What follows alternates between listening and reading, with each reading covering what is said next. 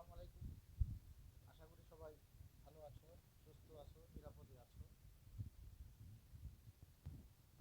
তোমাদের সাথে গত 4টি ক্লাসে আমি বাংলাদেশের মুক্তিযুদ্ধে বৃহৎ শক্তিসমূহের ভূমিকা নিয়ে ডিসকাস করেছিলাম।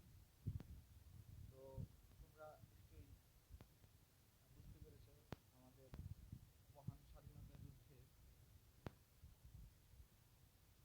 বৃহৎ রাষ্ট্রগুলো মধ্যে কারা কি ধরনের সমর্থন এবং সহায়তা প্রদান করেছেন এবং কারা এর বিরোধিতা করেছেন। মূলত একটি রাষ্ট্রের স্বাধীনতা সেই রাষ্ট্রের নেতৃত্ব, নাগরিকদের অবদান এরই ফসল। তারপরে আন্তর্জাতিক রাজনীতিতে কোনো রাষ্ট্রই স্বয়ংসম্পূর্ণ নয়। বিভিন্ন প্রয়োজনে একটি রাষ্ট্রকে অন্যান্য রাষ্ট্রের সাহায্য সমর্থন গ্রহণ করতে হয়। সেটি ক্ষুদ্র রাষ্ট্রই হোক, অনুন্নত রাষ্ট্রই হোক কিংবা বৃহৎ রাষ্ট্রই হোক, সবারই একে অপরের সাহায্য সহযোগিতা সমর্থন প্রয়োজন। তো সেরকম আমরা 1971 সালের জাতির পিতা বঙ্গবন্ধু শেখ মুজিবুর রহমান সাহেবের নেতৃত্বে স্বাধীনতা যুদ্ধে অংশগ্রহণ করে বাংলাদেশকে স্বাধীন রাষ্ট্রে দেখতে পাই। বাংলাদেশকে পৃথিবীর মানচিত্রে একটি স্বাধীন সার্বভৌম রাষ্ট্র হিসাবে আমরা খুঁজে পাই। স্বাধীন বাংলাদেশের অভ্যুদয় ঘটে।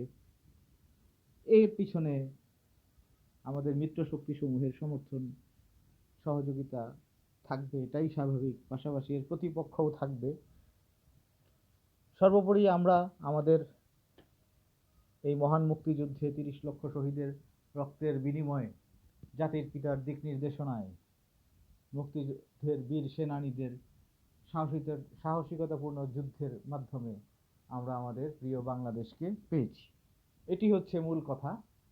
আমাদের স্বাধীনতা আমরাই অর্জন করেছি আমাদের যোগ্যতায়, আমাদের নেতার যোগ্য দিক নির্দেশনায়।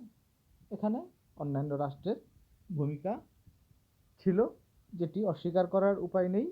তবে আমাদের রাষ্ট্র আমরাই গড়ে তুলেছি, আমরাই সৃষ্টি করেছি। এটি হচ্ছে মূল কথা। যাই হোক, আজকে আমরা আলোচনা করব তৃতীয় অধ্যায়ের নিয়ে। তৃতীয় অধ্যায়ের মূল টপিকসটা হচ্ছে আন্তর্জাতিক রাজনীতির প্রেক্ষাপটে ক্ষুদ্র রাষ্ট্রসমূহ। তো আমাদের জানতে হবে এই যে ক্ষুদ্র রাষ্ট্র এটি কি, এটি জেনে তারপরে আমরা এর পরবর্তী অংশগুলো ডিসকাস করব। আজকে তোমাদের সাথে আলোচনা করব ক্ষুদ্র রাষ্ট্র কি সেটা নিয়ে এবং ক্ষুদ্র রাষ্ট্রের বৈশিষ্ট্যসমূহ নিয়ে। তোমরা সবাই জানো বিশ্ব রাজনীতির অন্যতম প্রধান নিয়ামক হচ্ছে ক্ষমতা। আন্তর্জাতিক রাজনীতিতে এই ক্ষমতা বলতে বোঝায় কোনো একটি রাষ্ট্রের সার্বিক সামর্থ্য, অ্যাবিলিটি, যার দ্বারা একটি রাষ্ট্রের উদ্দেশ্য বাস্তবায়িত হয়। আর এর প্রেক্ষিতেই এসে পড়ে আন্তর্জাতিক রাজনীতিতে রাষ্ট্রের টাইপ, নেচার বা প্রকার নিয়ে। আন্তর্জাতিক ক্ষেত্রে শক্তির মানদণ্ডে রাষ্ট্রসমূহকে 4টি ভাগে বিভক্ত করা হয়। প্রথমত পরাশক্তি, দ্বিতীয়ত বৃহৎ শক্তি, তৃতীয়ত মাঝারি শক্তি এবং সর্বশেষে হচ্ছে ক্ষুদ্র বা দুর্বল শক্তি। এই 4 ধরনের শক্তির ভিত্তিতে বিশ্বের রাষ্ট্রগুলোকে বিভক্ত করা হয়ে থাকে। তো আমাদের আলোচ্য বিষয় কি আজকে? ক্ষুদ্র রাষ্ট্র, অর্থাৎ যে রাষ্ট্রগুলো ক্ষুদ্র বা দুর্বল শক্তির অধিকারী সেগুলোই হচ্ছে ক্ষুদ্র রাষ্ট্র। এটা খুব সহজ ভাষায় বললাম, বাট প্রকৃতপক্ষে ক্ষুদ্র রাষ্ট্রের সংজ্ঞা ডিফাইন করা খুব একটা সহজ কাজ নয়। বিভিন্ন রাষ্ট্রবিজ্ঞানী বিভিন্ন আঙ্গিকে বিভিন্ন বৈশিষ্ট্যের প্রেক্ষিতে ক্ষুদ্র রাষ্ট্র সম্পর্কে কথা বলেছেন। ক্ষুদ্র রাষ্ট্রগুলো প্রকৃতি উপর ভিত্তি করেই সেগুলোকে ক্ষুদ্র রাষ্ট্র হিসাবে সংজ্ঞায়িত করা হয়েছে। একটি ক্ষুদ্র রাষ্ট্র বলতে কি বোঝায় তার সুনির্দিষ্ট সংজ্ঞা কোনো রাষ্ট্রবিজ্ঞানী প্রদান করতে পারেনি। রাষ্ট্রবিজ্ঞানীগণ একটি রাষ্ট্রের আকৃতিগত ক্ষুদ্রতাকে ক্ষুদ্র রাষ্ট্রের সংজ্ঞা হিসাবে গ্রহণ করতে অস্বীকার করেছেন। অর্থাৎ রাষ্ট্রের আয়তন কম হইলেই যে, রাষ্ট্রের আয়তন ছোট হলেই যে সেটি ক্ষুদ্র রাষ্ট্র হবে, সে সম্পর্কে রাষ্ট্রবিজ্ঞানীরা অস্বীকৃতি জ্ঞাপন করেছেন। ক্ষুদ্র রাষ্ট্রের উপর গবেষণাকারী রাষ্ট্রবিজ্ঞানীগণ ক্ষুদ্র রাষ্ট্রসমূহের উপর একটি গবেষণায় ক্ষুদ্র শক্তি মর্যাদার পরিমাপক বের করেছেন। অর্থাৎ সংজ্ঞা নির্ধারণ করতে না পারলেও ক্ষুদ্র রাষ্ট্র কোনগুলোকে বলা হবে, ক্ষুদ্র রাষ্ট্রের তালিকায় কোন কোন রাষ্ট্র থাকতে পারে তার পরিমাপক অর্থাৎ মেজার, যে এই জিনিসটা থাকলে ওই রাষ্ট্রটা হবে ক্ষুদ্র রাষ্ট্র, এই বৈশিষ্ট্য থাকলে ওই রাষ্ট্রটি হবে ক্ষুদ্র রাষ্ট্র, এই মর্যাদার ক্ষুদ্র শক্তি মর্যাদার পরিমাপক বের করেছেন। যেমন প্রথমতই বলা হয় বস্তুগত ও মানগত মাত্রাসমূহ, সমষ্টিগত উপাদানসমূহ যেমন আয়তন, জনসংখ্যা, গ্রস ন্যাশনাল প্রোডাক্ট বা জিএনপি, সামরিক বাজেট,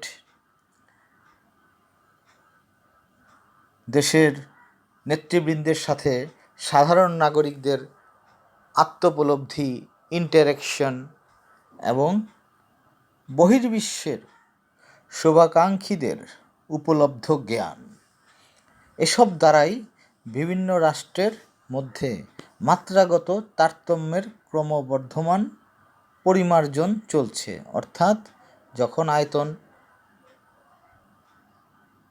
জনসংখ্যা এগুলো মোটামুটি স্থিতিশীল, কিন্তু জিএনপি বেড়ে গেলে, সামরিক বাজেট বেড়ে গেলে, বহির্বিশ্বের মিত্র রাষ্ট্রসমূহের কাছে মর্যাদা বেড়ে গেলে, গুরুত্ব বেড়ে গেলে সেই রাষ্ট্রটিকে ক্ষুদ্র রাষ্ট্র বলা যাবে না, বরং সেই রাষ্ট্রই ক্ষুদ্র রাষ্ট্র যার জনসংখ্যার হার বাড়তে থাকে, জিএনপি কমতে থাকে, সামরিক বাজেট হ্রাস পেতে থাকে, বহির্রাষ্ট্রের সমূহের নিকট তার মর্যাদা, গুরুত্ব হ্রাস পেতে থাকে, সে ধরনের রাষ্ট্রকেই ক্ষুদ্র রাষ্ট্র হিসাবে চিহ্নিত করা হয়।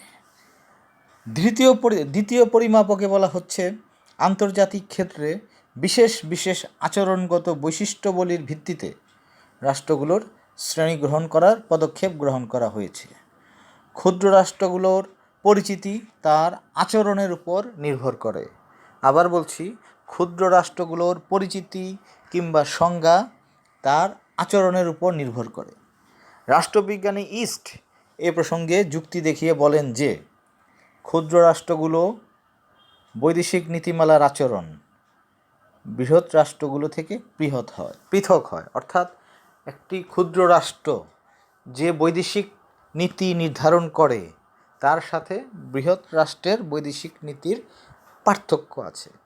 একটি বৃহৎ রাষ্ট্রের ফরেন পলিসিতে অনেক অনেক হাই অ্যাম্বিশাস, উচ্চাভিলাষী কথা বলা থাকে, কিভাবে সে সমগ্র বিশ্বে নিয়ন্ত্রণ করবে, কিভাবে বিশ্বের বিভিন্ন রাষ্ট্রের সাথে সম্পর্ক বজায় রাখবে, কী হবে তার বাণিজ্য নীতি, কী হবে তার আন্তর্জাতিক নীতি, কী হবে তার সামরিক কৌশল, সেগুলা যেরকম থাকে একটি ক্ষুদ্র রাষ্ট্রের পররাষ্ট্রনীতিতে সেই ধরনের বা সেই মাপের, সেই পর্যায়ের বৈদেশিক নীতি থাকে না। এটাই একটা ডিফারেন্স ক্রিয়েট করে ক্ষুদ্র রাষ্ট্রের সাথে বৃহৎ রাষ্ট্রগুলোর। মোট কথা, ক্ষুদ্র রাষ্ট্র বলতে বোঝায় সেই সকল রাষ্ট্রকে, যে সকল রাষ্ট্রের সামরিক ব্যয় বরাদ্দ কম, যুদ্ধ করার ক্ষমতা সীমিত, কূটনীতি পরিচালনার সামর্থ্য সীমিত, বিজ্ঞান ও প্রযুক্তিগত সামর্থ্য সীমিত, তারাই হচ্ছে ক্ষুদ্র রাষ্ট্র। এবার আসি আমরা ক্ষুদ্র রাষ্ট্রগুলোর বৈশিষ্ট্যসমূহগুলো কি সেগুলি নিয়ে আলোচনা করব। ক্ষুদ্র রাষ্ট্রগুলোর ক্ষেত্রে সাধারণত যে সকল বৈশিষ্ট্য দেখা যায় তার মধ্যে প্রধান একটি হচ্ছে পরনির্ভরশীলতা, অর্থাৎ অন্যের উপর নির্ভরশীলতা। ক্ষুদ্র রাষ্ট্রগুলো মূলত স্বল্প উন্নত রাষ্ট্র। এ ধরনের রাষ্ট্রের জাতীয় আয় এবং সম্পদের পরিমাণ কি সীমিত থাকে, অল্প থাকে। জাতীয় অবকাঠামো এবং উন্নয়ন প্রক্রিয়া সচল রাখতে অধিকাংশ ক্ষেত্রেই এ ধরনের রাষ্ট্রকে কিসের উপর নির্ভর করতে হয়? বৈদেশিক সাহায্যের উপর নির্ভর করতে হয়। ফলে কি ঘটে? এ ধরনের রাষ্ট্রের অর্থনীতি পরনির্ভরশীল হয়ে পড়ে। আর এভাবেই এসব রাষ্ট্রের উপাদান ও উন্নয়ন ব্যাহত হয়। কেন ব্যাহত হয়? কেন উৎপাদন ব্যাহত হয়?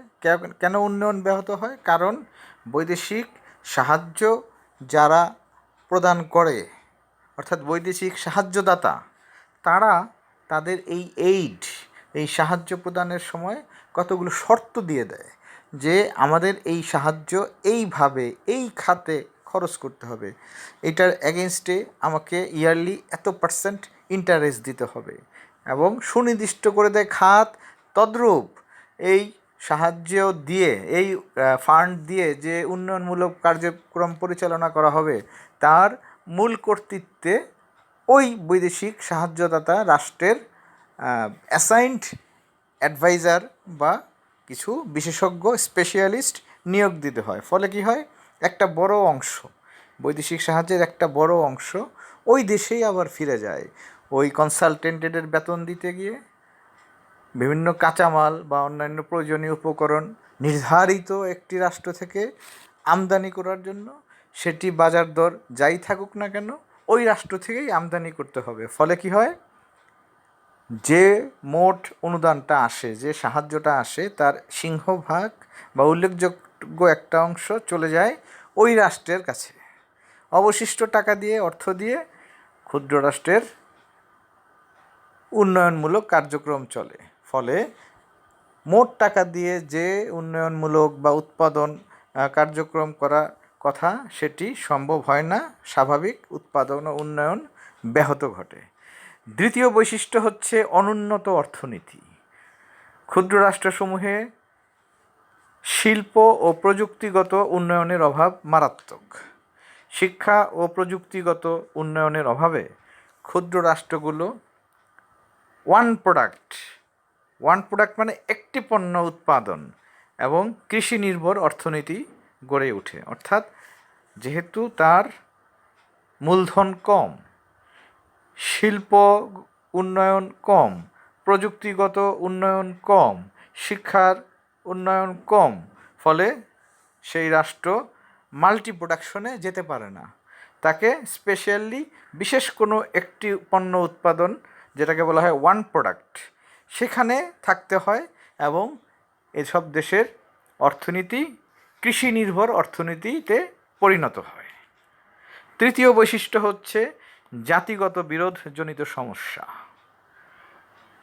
জাতিসত্তাগত বিরোধজনিত সমস্যা ক্ষুদ্র রাষ্ট্রসমূহের অন্যতম একটি বৈশিষ্ট্য।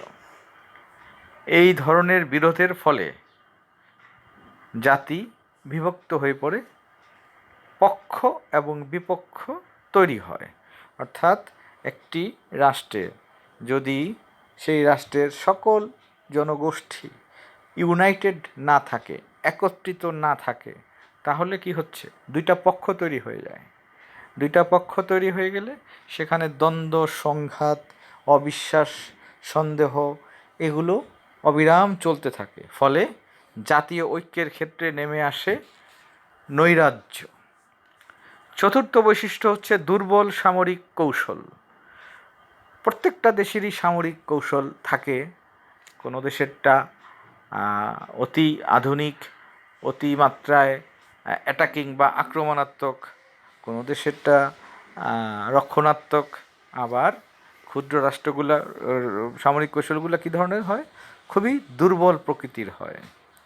সামরিক শক্তি ও কৌশল্য প্রাধান্য লাভের জন্য যে অর্থনৈতিক সামর্থ্য এবং সামরিক বিষয়ক প্রযুক্তিবিদ্যার দরকার তা এ সকল ক্ষুদ্র রাষ্ট্রে থাকে না। অর্থাৎ সামরিক কৌশল প্রদর্শনের জন্য যে সামরিক শক্তি, যে অর্থনৈতিক সামর্থ্য, যে সামরিক বিষয়ক প্রযুক্তিবিদ্যার প্রয়োজন তা ক্ষুদ্র রাষ্ট্রগুলোতে থাকে না। ফলে এ ধরনের রাষ্ট্রের সামরিক কৌশল কী ধরনের হয়? দুর্বল প্রকৃতির হয়। পঞ্চম বৈশিষ্ট্য হচ্ছে শক্তিশালী আধিপত্যবাদী বহির্রাষ্ট্রের হস্তক্ষেপের বিদ্যমানতা। অর্থাৎ ক্ষুদ্র রাষ্ট্রগুলোতে শক্তিশালী আধিপত্যবাদী বহির্রাষ্ট্র, বিদেশি রাষ্ট্রের হস্তক্ষেপের সম্ভাবনা থাকে, কারণ ক্ষুদ্র রাষ্ট্রের উপর প্রভাবশালী আধিপত্যবাদী বৃহৎ শক্তির নজর থাকে। এখন এই যুগে, অর্থাৎ এই একবিংশ শতাব্দীতে সেই মধ্যযুগের মতো রাজ্য দখল করার প্রবণতা নেই। কিন্তু এখন কীভাবে দখল বা কীভাবে আধিপত্য বিস্তার করা হয়? অর্থনৈতিকভাবে নিয়ন্ত্রিত করা হয় একটি ক্ষুদ্র রাষ্ট্রকে। সামরিক কৌশলগত দিক থেকে নিয়ন্ত্রিত করা হয় ক্ষুদ্র রাষ্ট্রকে। কারা করে এগুলা করে আধিপত্যবাদী শক্তিশালী বহির্রাষ্ট্রসমূহ। এ ধরনের আধিপত্যবাদী রাষ্ট্র প্রতিবেশী রাষ্ট্রটিও হতে পারে, আবার দূরের কোনো রাষ্ট্র হতে পারে। যেমন দূর থেকে বা অনেক দূর থেকে একটি রাষ্ট্র, শক্তিশালী রাষ্ট্র, সে ক্ষুদ্র দুর্বল রাষ্ট্রের উপর প্রভাব বিস্তার করতে পারে। কিভাবে? বাণিজ্য শর্ত দিয়ে, বিভিন্ন ধরনের ভয় দেখিয়ে, অথবা ওই ক্ষুদ্র রাষ্ট্রের প্রতিবেশী রাষ্ট্রের মাধ্যমে সে ওই ক্ষুদ্র রাষ্ট্রের উপর আধিপত্য বিস্তার করতে সক্ষম হয়। এ ধরনের বৃহৎ শক্তিশালী আধিপত্যবাদী রাষ্ট্রগুলো ক্ষুদ্র রাষ্ট্র থেকে নানা ধরনের সুবিধা আদায় করে নেয়, বিনিময়ে কিছুই দিতে চায় না। ক্ষুদ্র রাষ্ট্রের নাগরিকগণ তাদের বিভিন্ন সমস্যা সমাধানের জন্য এই ধরনের শক্তিশালী রাষ্ট্রের সাহায্য সমর্থনের জন্য অধীর আগ্রহে অপেক্ষা করতে থাকে। অর্থাৎ যে ক্রাইসিসগুলো ক্ষুদ্র রাষ্ট্রের, সেগুলা সমাধান সেই রাষ্ট্রের পক্ষে সম্ভব না, তাকে অপেক্ষা করতে হয়, তাকে নির্ভর করতে হয় সেই বৃহৎ রাষ্ট্রগুলোর উপর, যারা তার উপর সবসময় প্রভাব বিস্তার করতে থাকে। ষষ্ঠ বৈশিষ্ট্য হচ্ছে সীমিত যুদ্ধ ক্ষমতা। যেখানে অর্থনৈতিক উন্নয়নের ভিত্তি দুর্বল, যেখানে সামরিক কৌশল দুর্বল, যেখানে সামরিক প্রযুক্তি দুর্বল, সেই দেশে যুদ্ধ ক্ষমতাও স্বাভাবিকভাবেই সীমিত বা নাই বললেই চলে। ক্ষুদ্র রাষ্ট্রগুলোর সামরিক শক্তিতে প্রাধান্য থাকে না, ফলে কি হয়? এদের যুদ্ধ ক্ষমতা খুবই সীমিত থাকে।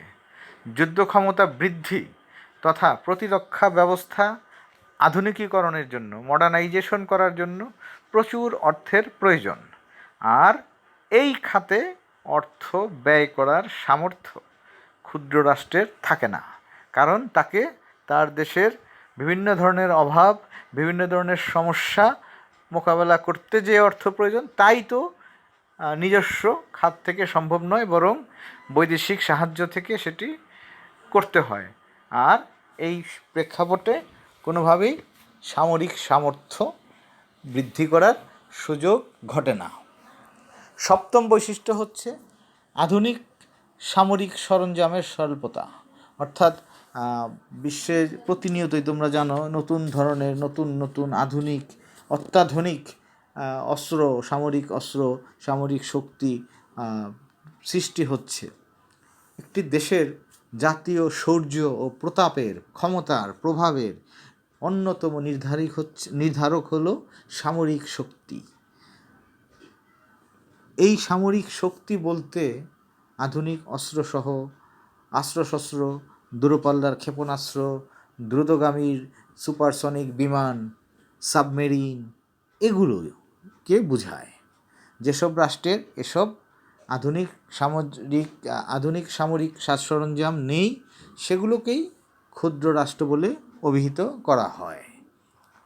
অষ্টম বৈশিষ্ট্য হচ্ছে বিদ্যমান দারিদ্রতা, অর্থাৎ ক্ষুদ্র রাষ্ট্রগুলোতে যে দারিদ্র্য সীমা, সেটি তারা সবসময় সেই সীমায় অথবা সীমার নিচে অবস্থান করে। ক্ষুদ্র রাষ্ট্রগুলোর নাগরিকদের একটি বড় অংশ নিরক্ষর, অদক্ষর এবং কারিগরি জ্ঞানের অভাবে জাতীয় উন্নয়নে ভূমিকা পালন করতে পারে না। কি বললাম? নাগরিকদের একটা বড় অংশ কি? নিরক্ষর, তারা অল্প শিক্ষিত কিংবা নিরক্ষর, পাশাপাশি তারা অদক্ষ কর্মচারী, অদক্ষ শ্রমিক, পাশাপাশি তারা কারিগরি জ্ঞানের অভাবে কি করতে পারে না? মানব সম্পদে পরিণত হতে পারে না। আর মানব সম্পদ যদি একটি রাষ্ট্রের না থাকে, সেই দেশের জাতীয় উন্নয়নে দেশের নাগরিকরা যথাযথ ভূমিকা পালন করতে পারে না। এর ফলে কি ঘটে? ওই রাষ্ট্রেও দারিদ্র্য সীমার নিচে অবস্থান করতে থাকে। দারিদ্র্য দূরীকরণ এবং অর্থনৈতিক অগ্রগতির জন্য প্রয়োজনীয় উৎপাদনমূলক কর্মসূচিতে ক্ষুদ্র রাষ্ট্রের কি প্রয়োজন? সার্বিক সম্পদের সুষ্ঠু বিনিয়োগ প্রয়োজন। এখন একটি ক্ষুদ্র রাষ্ট্রের যে সম্পদ, সেটিকে পর্যাপ্ত সম্পদ কখনোই বলা যায় না। তারপরেও যা থাকে তার শতভাগ বিনিয়োগ সঠিকভাবে ঘটে না। বিভিন্ন কারণ রয়েছে। শাসকদের অযোগ্যতা, অদক্ষতা, দুর্নীতি, স্বজনপ্রীতি, পাশাপাশি সেই সম্পদ উত্তোলনের কারিগরি দক্ষতা, সেই সম্পদ যথাযথভাবে স্বাধীনভাবে প্রয়োগ করার ক্ষমতা, এগুলা না থাকায় দেশের অর্থনৈতিক উন্নয়ন যথাযথভাবে ঘটে না। ফলে ক্ষুদ্র রাষ্ট্রে দারিদ্রতা চলমান থাকে। নবম বৈশিষ্ট্য হচ্ছে অস্থিতিশীল রাজনৈতিক পরিবেশ। ক্ষুদ্র রাষ্ট্রগুলো রাজনৈতিকভাবে অস্থিতিশীল, ফলে এসব রাষ্ট্রের জাতীয় নিরাপত্তা সংরক্ষণে জাতীয় আয়ের বৃহৎ অংশ ব্যয় হয়ে যায়। এসব দেশে সামাজিক ও রাজনৈতিকভাবে দুর্নীতি দেখা দেয়, অর্থাৎ ক্ষুদ্র রাষ্ট্রগুলো সামাজিক ও রাজনৈতিকভাবে করাপ্টেড হয়। এসব দেশের রাজনীতিকে নিয়ন্ত্রণ করে লুটেরা শ্রেণী, ফলে এখানে সবসময় অস্থিতিশীলতা বিরাজ করতে থাকে। সর্বশেষ বৈশিষ্ট্য নিয়ে আলোচনা করব এখন, সেটি হচ্ছে কূটনীতির গুণগত মানের অভাব। কূটনীতি অর্থাৎ ডিপ্লোম্যাসি, কূটনৈতিক কোয়ালিটি, অর্থাৎ একটি রাষ্ট্র, সে বৃহৎ রাষ্ট্রই হোক, মাঝারি রাষ্ট্রই হোক, ক্ষুদ্র রাষ্ট্রই হোক, তার কোয়ালিটি একটা ফ্যাক্টর। দেখা যায় যে সেই রাষ্ট্রগুলোই ক্ষুদ্র রাষ্ট্র যাদের এই ডিপ্লোম্যাটিক কোয়ালিটির মারাত্মক অভাব রয়েছে। এক্ষেত্রে রাষ্ট্রের আয়তন ফ্যাক্টর না, আয়তন বড় হলেও ওই ডিপ্লোম্যাটিক কোয়ালিটির অভাবে সেটি ধরে রাখতে পারে না। কোনো রাষ্ট্রের আয়তন যতই ক্ষুদ্র হোক না কেন, তার কূটনৈতিক আচরণের গুণগত মানের জন্য সে সুনাম অর্জন করতে পারে, শান্তিপূর্ণ উপায়ে বিরোধের অবসান ঘটাতে পারে, আন্তর্জাতিক ক্ষেত্রে উত্তেজনা প্রশমনের চেষ্টা করতে পারে, মধ্যস্থতা দক্ষতা দেখাতে পারে। অর্থাৎ রাষ্ট্রের আয়তন, রাষ্ট্রের প্রকৃতি, রাষ্ট্রের ক্ষমতা, রাষ্ট্রের অর্থনৈতিক সক্ষমতা, এগুলো যতই কম হোক না কেন, যদি সেই রাষ্ট্রের কূটনৈতিক দক্ষতা বেশি থাকে, যদি সেই রাষ্ট্রের শাসক, সরকার প্রধান বা রাষ্ট্রপ্রধানের ব্যক্তিত্ব আন্তর্জাতিক রাজনীতিতে বিভিন্ন সমস্যা, বিভিন্ন বিভিন্ন সমস্যা, আন্তর্জাতিক বিভিন্ন সমস্যা রয়েছে, বিভিন্ন দেশের মধ্যে সমস্যা রয়েছে, সেগুলো সমাধানের লক্ষ্যে ভূমিকা রাখতে পারে যদি একটি ছোট রাষ্ট্রের প্রধান আন্তর্জাতিক রাজনীতিতে যে উত্তেজনা রয়েছে সেটির প্রশমন ঘটাতে পারে, মধ্যস্থতার দক্ষতা দেখাতে পারে, তাহলে সেই রাষ্ট্রের সরকার, সেই রাষ্ট্রের প্রধান আন্তর্জাতিক ক্ষেত্রে একটি মর্যাদা ও সুনাম অর্জন করতে পারে। যে সকল রাষ্ট্র এ ধরনের ভূমিকা পালন করতে পারে না তারাই মূলত ক্ষুদ্র রাষ্ট্র। তো আমরা মোটামুটি ক্ষুদ্র রাষ্ট্র সম্পর্কে একটি সংক্ষিপ্ত ধারণা পেলাম। আগামীতে তোমাদের সাথে এই ক্ষুদ্র রাষ্ট্রগুলোর কি কি সমস্যা, চ্যালেঞ্জ, সেই চ্যালেঞ্জ এবং চ্যালেঞ্জ মোকাবেলার কৌশল এটি নিয়ে আলোচনা করব। তো আগামী ক্লাস তো আসলে সামনে আমাদের ঈদুল আজহা, তো সে কারণে ঈদের আগে তোমাদের সাথে আর ক্লাস হচ্ছে না। ইনশাল্লাহ ঈদ পরবর্তীতে আমরা আবার তোমাদের সাথে অনলাইন ক্লাস শুরু করব। এটি আমি নোটিশ করে জানিয়ে দিব। তারপরে সম্ভাব্য বলে দিচ্ছি 8ই আগস্ট শনিবার থেকে ইনশাল্লাহ আমরা আবার তোমাদের সাথে অনলাইন ক্লাসে দেখা করব, কথা বলবো। সে পর্যন্ত সবাই ভালো থাকবে, সুস্থ থাকবে, সাবধানে থাকবে। সবাইকে ঈদুল আজহার অগ্রিম শুভেচ্ছা। ঈদ মোবারক। আল্লাহ হাফেজ। আসসালামু আলাইকুম।